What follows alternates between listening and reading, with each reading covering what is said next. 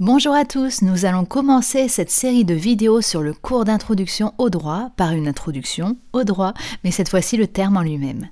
En effet, ce terme de droit, nous l'entendons à toutes les sauces. J'ai le droit, je n'ai pas le droit permet de, le droit interdit, mais également les différents droits subjectifs, le droit objectif, le droit positif et j'en passe. Ça a l'air confus, mais tu verras une fois démystifié, tout cela est très simple. Déjà, qu'est-ce qu'on entend quand on parle de droit? Si on prend la définition du Larousse, on trouve plusieurs sens à ce mot. Il nous dit qu'il s'agit de l'ensemble des règles qui régissent les rapports des membres d'une même société et renvoient à la légalité, mais également de la science qui a pour objet l'étude de ces règles et la possibilité, la permission donnée à quelqu'un par une autorité quelconque de faire quelque chose. La première définition nous intéresse fortement car effectivement le droit permet de régir les rapports des membres d'une même société. Un ensemble de règles communes à tous est nécessaire pour les besoins du vivre ensemble. Par exemple, le droit de propriété. Si celui-ci n'existait pas ou n'était pas défendable, qu'est-ce qui m'empêcherait d'aller m'installer dans le jardin de mon voisin? Le droit, c'est donc l'ensemble des règles juridiques en vigueur dans une société. Ce qui nous permet de rebondir sur un point de vocabulaire. Qu'est-ce que le droit positif? Eh bien, comme son nom ne l'indique pas, le droit positif en France, c'est le droit actuellement en vigueur en France. Donc, quand on vous demande si le droit positif d'un pays autorise telle ou telle action, on vous demande si le droit actuellement en vigueur l'autorise et pas si le droit l'a un jour autorisé. Les deux grandes catégories qui nous intéressent dans ce cours d'introduction au droit sont le droit objectif et les droits subjectifs.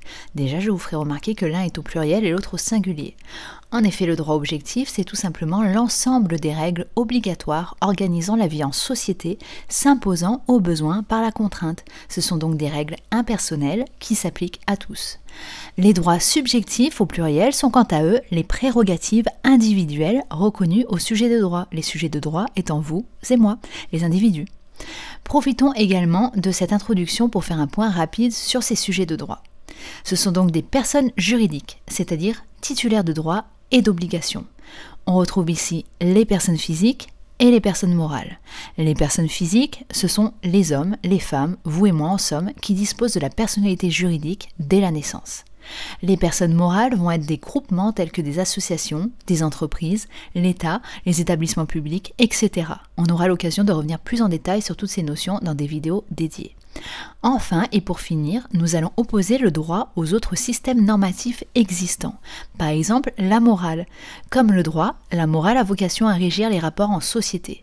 Parfois, des règles de droit et des règles de la morale peuvent avoir des notions communes.